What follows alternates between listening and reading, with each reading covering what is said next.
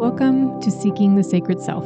I'm your host, Naomi Rozak. Today's episode is titled Not This, The Undoing, and How to Know What You Want. I want to talk about this today because at the end of the last episode, I mentioned sitting with that feeling of want, of desire, and letting it percolate, letting it sit there.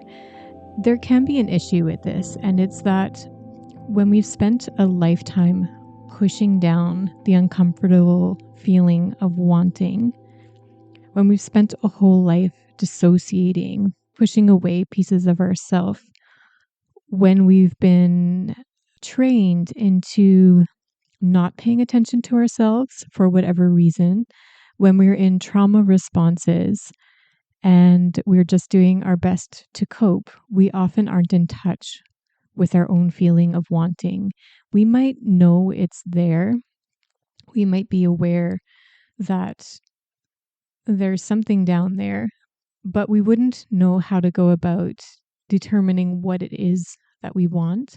Sometimes we don't even have a sense of identity. We don't know who ourself is. We're too busy crossing the T's and dotting the I's of life. We're in survival mode.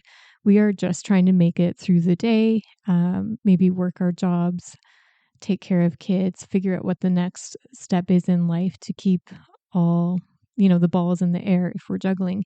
And so I think we need to dig into how to figure out what we want when we weren't even aware that we wanted, or we were uncomfortable with wanting, or we don't know the first step about getting in touch with that feeling. And before we get started, what I really want to say is that this is a journey.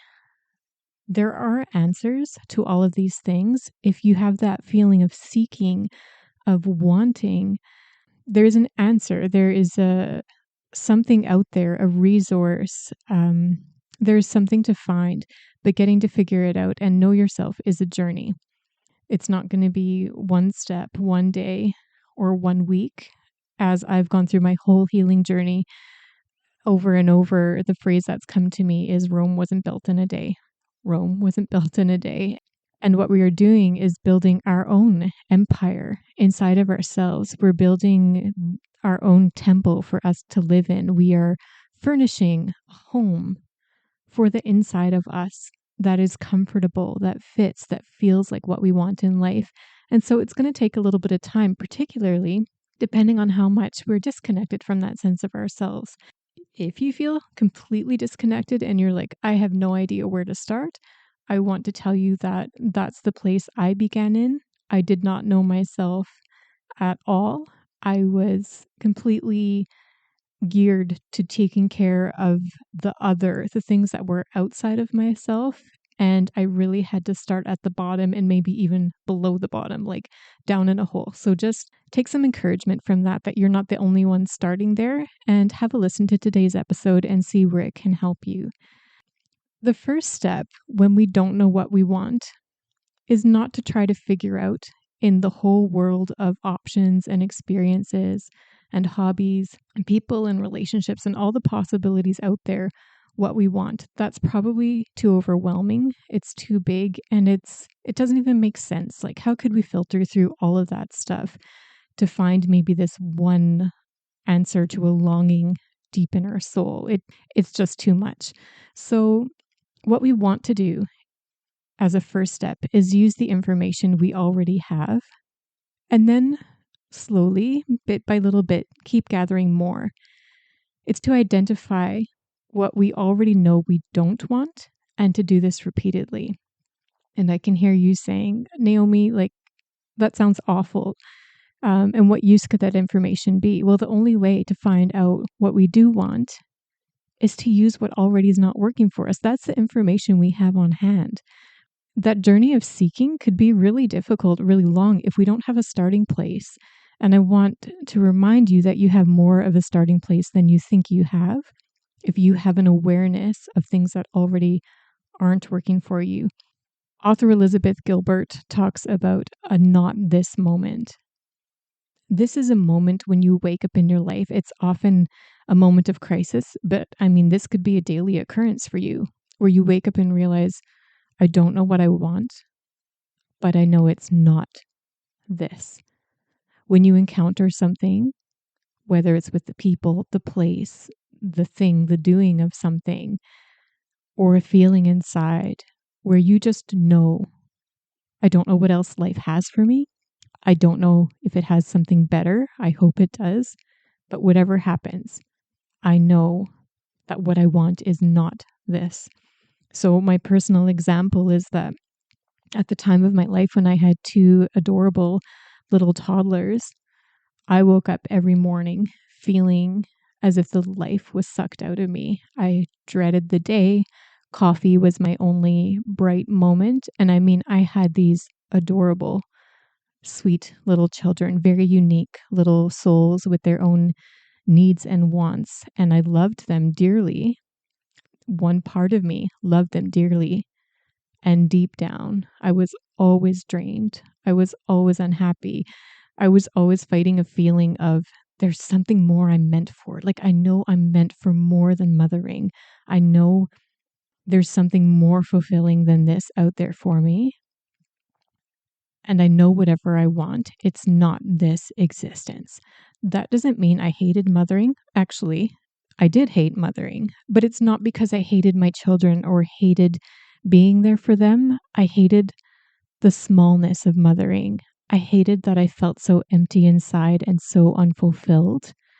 I hated that I had never felt enough love in my life, and then I had to give love out to these kids when I didn't have enough on the inside to give to them.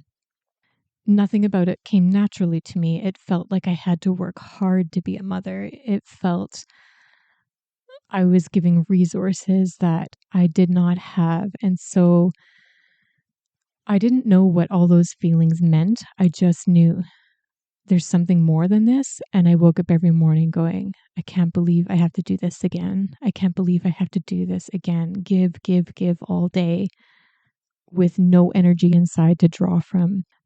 I didn't know what that meant back then. And so all I could feel was shame. There's something wrong with me because I'm not happy. And I'm doing the thing that I've been told my whole life is going to make me happy. And it's not. It's just not. I couldn't even admit that aloud. I just felt it deep down. And then I had another big not this moment. And this happened because I grew up in a certain religious or church environment. I had dedicated my life to God, and I had been taught that this relationship with God and this way of serving Him and this environment, this is to be the number one thing in life.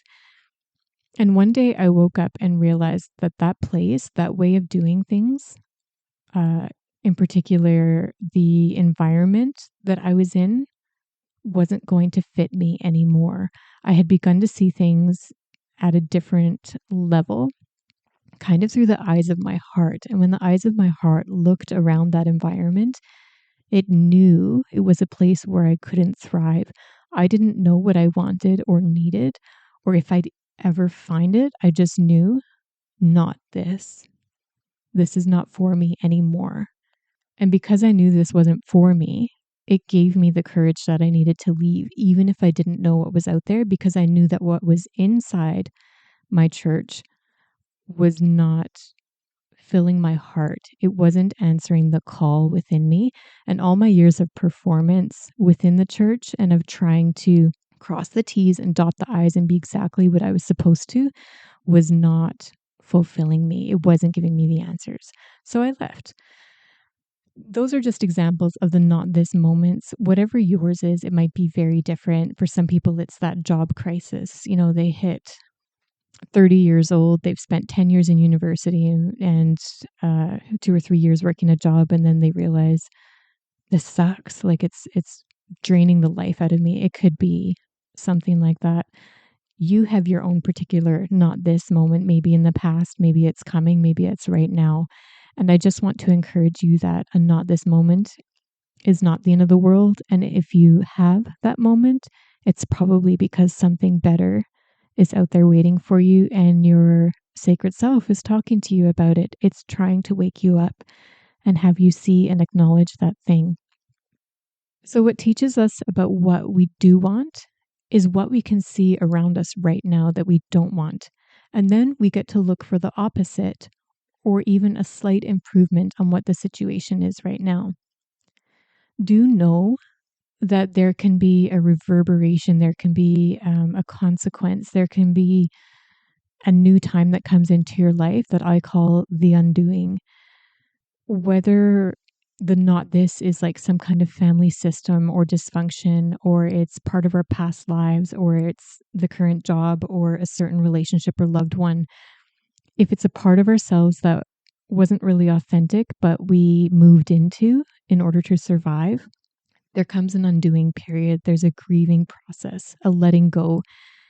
It's an undoing of the expectations that came with that thing and of the effects of that thing on your life. There's some time spent thinking about it and recognizing the effects it had.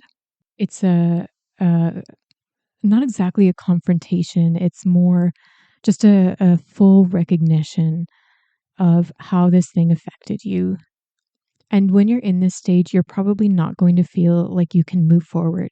It doesn't mean you're not progressing. If we look at this as a linear thing, say from year 20 to year 21, you're letting go of this thing. You are moving through time. You are making progress and you are moving through that stage of undoing. You're not sitting still, even if that stage lasts a couple of years. You're doing very important inner work while you're in that undoing stage. So notice that while you're there, you may be able to give yourself beautiful novelty moments, little things to soothe and encourage you that a good future is coming, but also recognize that undoing part is necessary in any stage of healing or in any stage of finding further fulfillment. There's that processing and letting go. And for a long time, after realizing I wasn't fulfilled in motherhood alone and had left the church, I had to let go of all the expectations that I had put on myself through those things to be a great housekeeper, to be perfect, to have all the spiritual answers. All of that had to be undone in my mind. I had to ease out of the perfectionism. I had to ease out of like putting on a perfect appearance, trying to make my house look good and my kids behave and all these things. And that took a long time, I'll be honest. I mean, gratefully, not everybody has to go through maybe that long of a period or that much of an undoing. This may just be in one area of your life, whereas mine was a complete breaking down and letting go. Your life is what it is. It's okay if it looks slightly different or in a smaller way, or let's be honest, if it's in a bigger way, there's still space for that. But after that process of letting go, after the process of grieving, then came in this space of now what? I wasn't as influenced by the past. I wasn't hanging on to it. I was a little less affected and I believed in myself more. I had less shame that I was carrying about me as a person. And that's where I discovered I really did know some of the pieces of myself after, 3-ish years of this great undoing where I felt lost and felt I had no identity. I began to rediscover some things from my previous life that did carry through and were still interesting.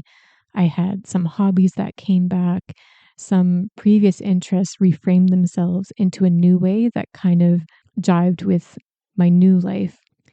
But I couldn't really build a present and future life from that moment until I processed the past and identified deep down what my not this things were and let them all dissolve. Then the next step is when the want and the desire inside of us starts to speak. So we've been through the I don't know what I want. We've been through the not this stage and identifying what doesn't work for us. And now we're going to start to identify what might. And of course, this began with the feeling of I'm unfulfilled. I want to be happier than I am. I grieved it. I processed it. I let go of the things that definitely were not fulfilling me or got more authentic in the things I was doing. So like in my mothering, I learned to be more authentic and heartfelt with my children. I learned to not worry what other people thought of their behavior. Like there was so much healing going on all through that stage that allowed my whole household to change a little bit and prepare me for this next stage. And so that's when these little bits of interest, of want and desire came in and started to point their fingers at different things in my life. And the first thing it pointed to was yoga. which is really funny because I thought yoga, my perception of it was that it's this exercise that people do that's sitting down, which, if I'm honest, that's completely suited to me. I love the idea of exercise that doesn't take a lot of effort. Never mind that it was a total misconception. That was all I knew about yoga. And then a friend let me know that she had seen a poster for a yoga retreat close by, and it was based on the writing of author Brené Brown, who's a research psychologist, I think, who studies vulnerability and shame. And I'd already read her books that had been helping me. And so I thought, yeah, a yoga retreat based around vulnerability, which is what I'm learning about and interested in. See, there it is again, the interest. Sounds just up my alley. So I practiced some yoga videos on YouTube just to get myself a little bit acquainted with it. I could not believe the poses that people got into. I did that for a few weeks, and then I went to this 3-day retreat. There was so much yoga, there was so much soreness in my body, and it felt incredibly vulnerable and awkward to get to know all these strangers. I'm quite introverted, and it was also at a very raw time in my life where I didn't feel super social. I still had some baggage holding on for sure. And I mean, who has this kind of story where you've been in a church for 30 years and you left and then you're devastated by losing your identity? I just felt like such a misfit in many ways. And I still tried to form connections at this retreat. And I went home from it interested, but it was still a very physical practice. But something about it kept pulling me back to it. I liked something about it. And it took about a month. And then it moved into a different kind of practice where I didn't have to think about the physical side of it so much, but it had become something more meditative. And here's where it gets interesting. If we want to make the connection between what does wanting something and that story about yoga have to do with the sacred self, know that our sacred self speaks to us through our feelings and through our want and our desire. And at a very small level, that's where interest comes in. Interest is an extension of wanting. And when we're taught that we shouldn't want, we are shutting down one important gateway to hearing our inner selves. But I followed my want into yoga, and something in me continued to want it. So I kept going. And yoga put me in touch with myself in a new way. It taught me connection and awareness of my breath, and how when I breathe in a certain way for a certain period of time, my body eases in tension. It feels better. It taught me self-awareness, noticing my body and the state of my nervous system. I began to see and know my own physical strength, the euphoria of pushing myself a little bit to become even stronger, to be able to tolerate the discomfort it takes to build muscle and become stronger. I began to know my body was there as a supportive presence. It was there to support me. I noticed how different emotions felt. It built space inside of me to hold and tolerate my emotions, especially uncomfortable ones that carry that heavier, unharmonious energy. There was this whole inner education and state of meditation built into yoga, and it also built my awareness of spiritual connection around me, to other people, to nature, because it heightened my self-awareness. Yoga gave me a connection to my body that I had never felt before. Guess where the sacred self lives? Guess how it speaks? It lives in and speaks through your body. My sacred self told me that yoga was the next step, but the only way I knew it was through this interest in this weird exercise. Yoga taught me more about my inner world than my previous 33 years on earth. That didn't mean I'd arrived, that I had found all the healing and reconnection and entire fulfillment that I wanted. That's why I'm emphasizing the journey today. It's one step and then another step. I couldn't reconnect to myself and heal on a deep level when I was barely aware of my body or myself. I had been taught to be selfless, to give myself away, not to pay attention to myself. And even that me and everything I experienced inside and my body were wrong. I had a whole lifetime of training to say, don't pay attention to yourself, pay attention to everyone else. So I had a lot of years to make up for. But the sacred self That voice in me that knew I wanted to find the thing that would make me happy, the fulfillment I was looking for, showed me the first step through piquing my interest, my want. It was the beginning of what I wanted. And by the way, I still practice yoga, though I move in and out of how regularly I do it. It still brings peace to my life. It still brings me back to myself. It still calms me. It helps me get in touch with emotions. This is 8 years from when I first started practicing. And in times of stress, when things in my life get a little heavier, more tense, when my nervous system needs a break, it pulls me back to more yoga automatically. It knows how good that practice is for me, and it brings me back to it.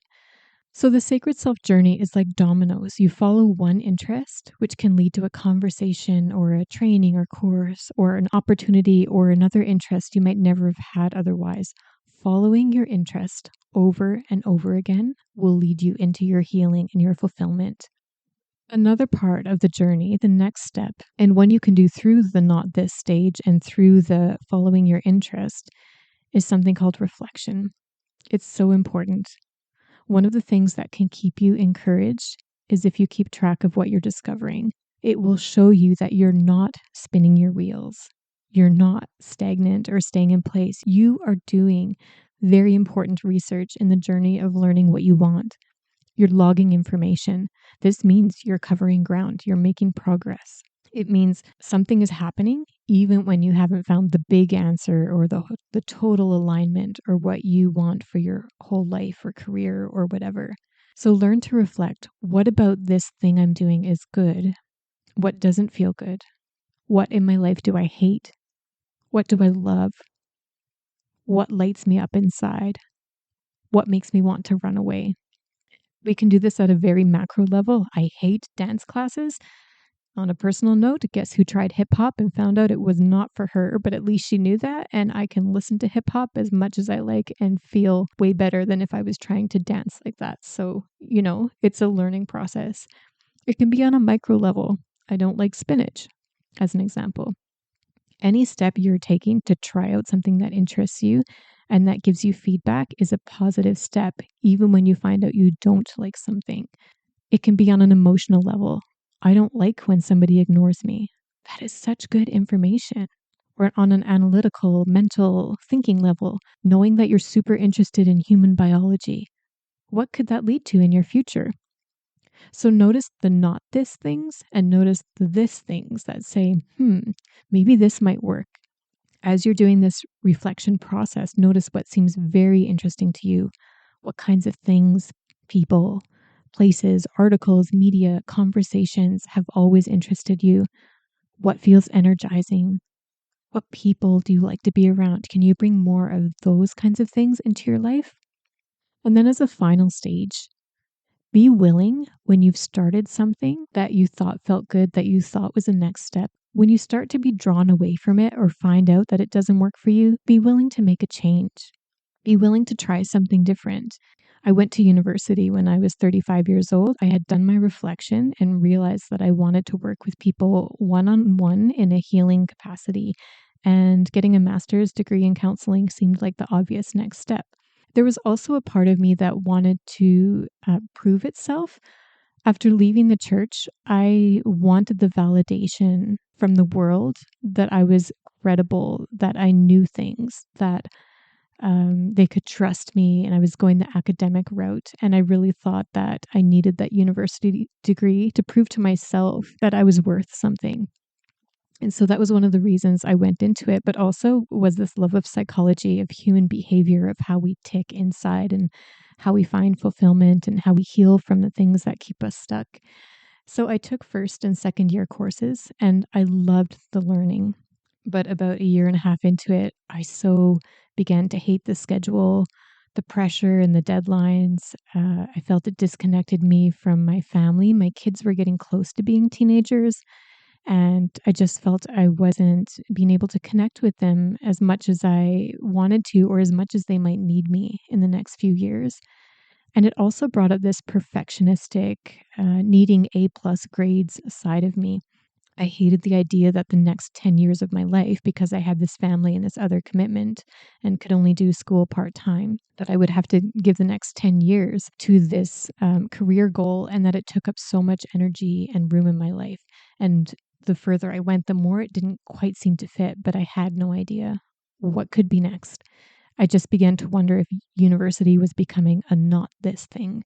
And it turns out that despite loving the learning, in the end, it was a pivot I wanted to make, to leave it and find things that were more fulfilling, more aligned for me and how I wanted to live.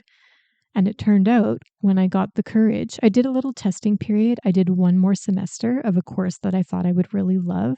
And it turned out while I loved the course, I still hated what it took to do it. And I wanted to leave. I wanted to find something different. And already the inklings of what the next step could be were coming into my life. I was getting interested in other things. So it turns out that there were more fulfilling, more aligned things waiting for me, things that aligned with how I wanted to live and the values I had. Years down the road, this podcast is one of those things. It's been many steps since university to get to this place, and it's been a few years. But this is 100% something that feels aligned, that feels fulfilling and energizing for me. But what I want to also emphasize is that university, it could be looked at as a false step or something that became the not this thing. But I learned so much from my writing courses I took there. I learned to write so much more strongly and got really good feedback. I learned that me being a person who doesn't work well with black or white, but is more of the gray in between area, knowing the ins and outs of many things on a deep level, there was a place for me. There was a place for my perspective and my voice in the world. And I don't think I would have gained those things without some of the, sociology learning, the learning about how to write an essay and how an essay is part of a bigger conversation. I just learned there was space for me in the world as I was without having to change myself. So it turns out that this university decision was a step, and rather than a 10-year journey into fulfillment, it gave me the perspective and tools and experience that I still use now, even though I've chosen a different direction. It wasn't a loss. So something that feels right and good, even for a time, you can still change your mind when that little voice inside you says, maybe there's another option. Maybe there's something better for us. Maybe we could have what we really want.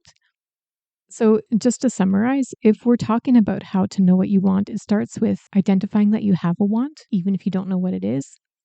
Then reflecting and identifying the not this or what you don't want. Reflecting all the way through. Watching what your interest is pointing to. And then being willing to keep following that and keep switching things up. If at any point you get the feedback internally in your body or in your life that something isn't working for you, just be willing to make the change. Don't feel like you can't do this. Don't feel like you're the only one, and don't feel like you're late to the journey. Every single person is on their own journey to know themselves. There's no competition and there's no arriving date or end goal. There is only always the journey of getting to know and reconnect with the person you are at the core. You are the journey and the destination, and there's always more to discover. You get to do this forever. I just wonder what would happen if today you let yourself say, not this, to the thing that you know you don't want in life. You don't have to jump ship. You don't have to take some drastic action, do an immediate divorce, or leave the job. I didn't have to leave my toddlers and my family situation when I realized that life didn't suit me and wasn't completely fulfilling. But I did have to validate the feeling of not being fulfilled. I did have to open my internal radar to wonder what I might be missing and to start looking for it. I did have to do the work of taking steps to notice what was happening, to reflect, to make changes, and to figure out what might feel better. And it did take time. On the other hand, if we're talking about drastic changes, I did eventually have to leave the church for my own personal well-being. So I told myself I had to leave, even before I'd completely realized why. It just felt wrong for me, and I had to honor that feeling. And then I had to start listening for the pieces that could build this new life, to follow my interest and trust that it would lead me to what the feeling of want was pointing towards. I had to give myself permission to take that journey. And from the point of listening to my interest, doing that reflection piece, fulfillment and healing and all kinds of alignment started streaming into my life, one little bit at a time. As I took each step, each one was a little brighter and better feeling than the last. It's been entirely worth it. And I'd encourage you to be willing to look at some of these pieces too. What possibilities could exist for you if you really listen to what you want? I know this one was a little bit longer. Thank you for listening. And if this episode resonated with you, subscribe to the podcast and share it with a friend. And by the way, you can also find me at Sacred Self Guide on Instagram. And I'd love to hear from you if these episodes are bringing up something for you. I'll see you next time, where we'll go a little deeper again.